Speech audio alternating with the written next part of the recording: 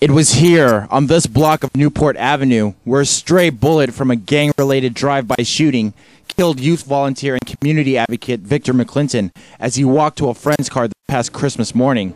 As a man beloved by his peers and the kids he mentored, McClinton's death sparked outrage and collective community loss of an innocent victim caught in the crosshairs of one of the latest episodes of violence and tragedy in Pasadena.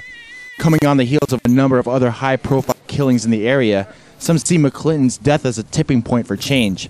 It has forced local leaders from all over the city to call for a closer focus on the root causes of crime and what some term as epidemic of violence. The idea of violence as an epidemic and public health concern has been brought to the front by Dr. Eric Walsh, Public Health Director for the City of Pasadena.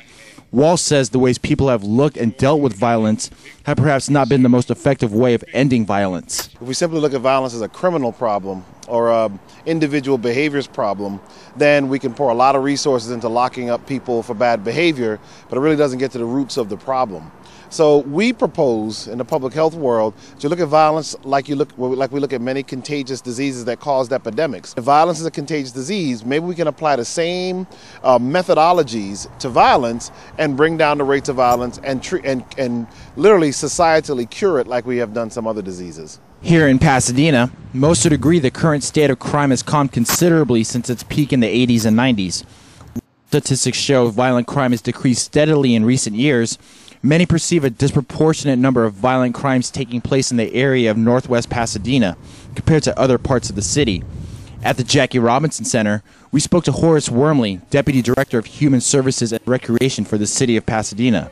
Wormley says what's taking place in Northwest Pasadena can be seen as a perfect storm of ingredients, such as poverty and high unemployment, necessary to breed violent behavior. The Northwest community obviously is where there's a large concentration of unemployment.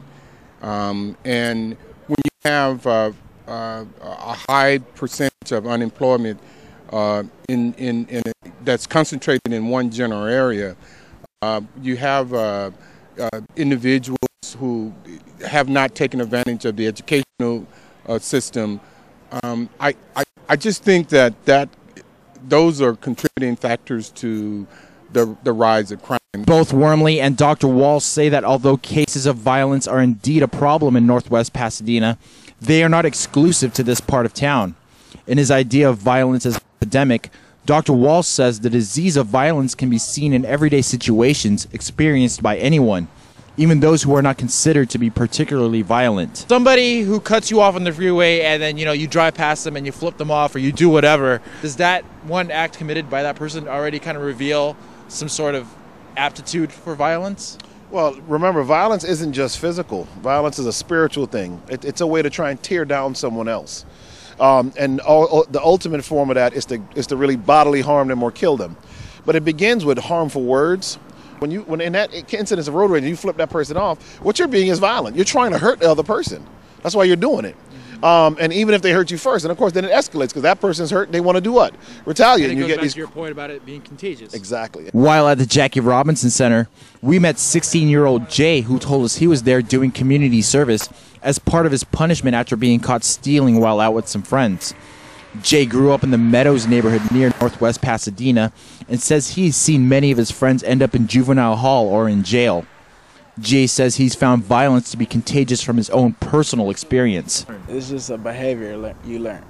Like, if you say you're around a group of kids and one person does something violent, it's contagious. It'll go around.